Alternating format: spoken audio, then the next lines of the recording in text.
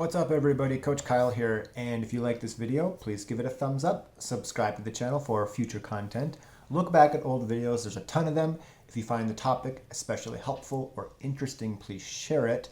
And if you're interested in discussing run coaching, drop me a comment, an email, and we'll chat. Answering a question for a client today, and he asked at what point should he get 2 pairs of running shoes. And in general, I'm a fan of always having at least a couple pairs of shoes in rotation. So there's a couple ways to go about this. You could have 2 pairs of like the same model, or you could have 2 very different pairs. And me, for example, I do most of my running in a 0 drop or a 4mm drop shoe. I have a number of shoes in rotation, but they're all fairly similar. My general go-to trainer, like the Kinvara or the Scora Tempo, 20 some millimeters of stack height, low drop. It's a traditionally cushioned, but on the lighter side.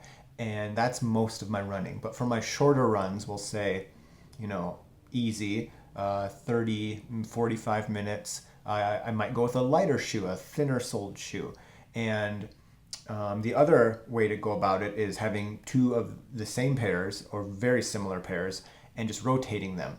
And I basically do a combo of both. I have a number of, I have 1 pair of Kinvara, I have 4 pairs of Tempos, and I have some more minimal shoes. So the reason for this is that, the reason you should do this is that first, when it comes to replacing a pair of shoes, you're not just replacing it cold turkey, you already have a backup pair in rotation. So when pair A is due for retirement, you drop them. Pair B, moves into that slot, and then you get a new pair here. So you don't have to, switch cold turkey to a new pair of shoes. You always have a secondary pair in rotation, ready to go. But also, I think running in a couple different styles of shoes is nice. Like, I like running in the more minimal shoes for my easier, shorter runs.